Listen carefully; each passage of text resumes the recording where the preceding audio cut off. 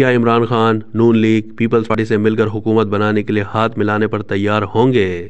وفاق میں حکومت کیسے بنے گی؟ کیا پی ڈی ایم طرز کی ہی حکومت بنے گی؟ پی ٹی آئی ووٹرز کا انتقام، انصار عباسی کا کالم نگار انصار عباسی اپنے کالم میں لکھتے ہیں کہ الیکشن نے سب کو حیران اور بہت سو کو پریشان کر دیا ہے۔ سب اندازے تجزیے غلط نکلے۔ تحریک انصاف کے ووٹر سپورٹر اتنے نکلے کہ ہر طرف چھا گئے۔ انتخابات سے پہلے تمام تر پابندیوں، سختیوں، جلد سے جلوس کرنے کی اجازت نہ ملنے کے باوجود بلے کے بغیر تحریک انصاف کی حمایت یافتہ امیدواروں نے سب سے زیادہ ووٹ لیے۔ قومی اسمبلی میں نمبر 1 خیبر پختونخوا میں تو سویپ کر لیا، پنجاب میں بھی ایک بڑا نمبر حاصل کر لیا، اور یہ سب کچھ 2018 کے آر ٹی ایس کے بدلے میں الیکشن کمیشن کے نئے نظام ای ایم ایس کے بیٹھنے کے باوجود ممکن ہوا۔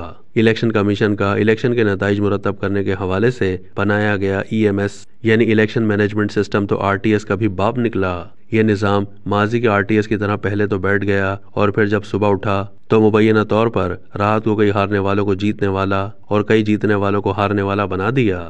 تحریک انصاف کا دعویٰ ہے کہ اس کے کوئی 50-60 جیتے ہوئے امیدواروں کو ای ایم ایس کو بٹھا کر ہرایا گیا۔ گویا 8 فروری تحریک انصاف کے ووٹروں سپورٹروں کے لیے بدلہ لینے یا انتقام لینے کا دن ثابت ہوا۔ دھاندلی کے الزامات لگانے کے ساتھ ساتھ تحریک انصاف وفاق، پنجاب اور خیبر پختونخوا میں اپنی حکومت بنانے کا دعویٰ کر رہی ہے، لیکن ابھی تک کے الیکشن کے نتائج کے مطابق وفاق میں کوئی ایک جماعت بھی اکثریت حاصل نہیں کر سکی۔ اس لیے یہاں صرف ایک مخلوط حکومت ہی بن سکتی ہے، جس کے لیے Noon league, peoples party, M Q M, J U I F وغیرہ میں پہلے ہی بات چیت شروع ہو چکی ہے۔ وفاقی سطح پر تحریک انصاف کے جیتے ہوئے امیدواروں کی تعداد سب سے زیادہ ہے، لیکن پی ٹی آئی کی طرف سے حکومت سازی کے لیے ابھی تک کسی سیاسی جماعت سے رابطہ کرنے کی اطلاعات نہیں ملی۔ دھاندلی کے الزامات اور ان الزامات کی شنوائی کا جو نظام ہمارے ہاں موجود ہے، اس سے تحریک انصاف کو 150 یا 170 سیٹیں فوری نہیں ملیں گی جس کا وہ دعویٰ کر رہی ہے۔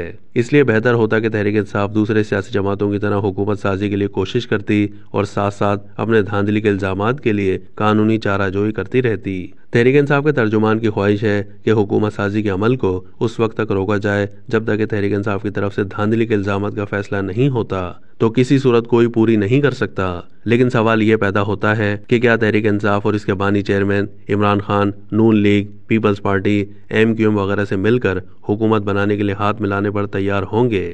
اگر دوسروں سے ہاتھ نہیں ملائیں گے تو پھر وفاق میں حکومت کیسے بنے گی؟ عمران خان کے ماضی کے رویے کی وجہ سے کسی بڑی سیاسی جماعت کی طرف سے تحریک انصاف سے بھی رابطے کی اطلاعات نہیں ملی۔ تحریک انصاف نے ووٹ تو بہت لیے، لیکن اگر وہ ماضی کی طرح کسی دوسری سیاسی جماعت سے بات چیت نہیں کرے گی یا پھر دھاندلی کا رونا ہی روتی رہے گی تو پھر وفاق میں حکومت کیسے بنا سکتی ہے؟ اس وقت تحریک انصاف کے لیے یہ بھی چیلنج ہے کہ آزاد حیثیت میں جیتنے والے اپنے اراکین قومی اسمبلی کو سنبھالے، کیونکہ خطرہ موجود ہے کہ ان میں سے کئی حکومت کا حصہ بننے کی لالچ میں نون لیگ اور پیپلز پارٹی میں جا سکتے ہیں۔ خیبر پختونخوا میں تو تحریک انصاف کو حکومت بنانے سے کوئی نہیں روک سکتا۔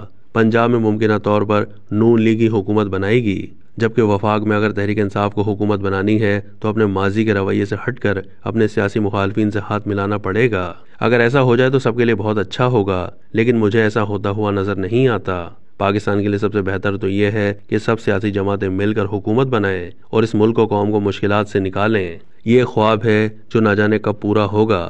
فی الحال جو نظر آ رہا ہے اس کے مطابق وفاق میں پی ڈی ایم طرز کی ہی حکومت بنے گی۔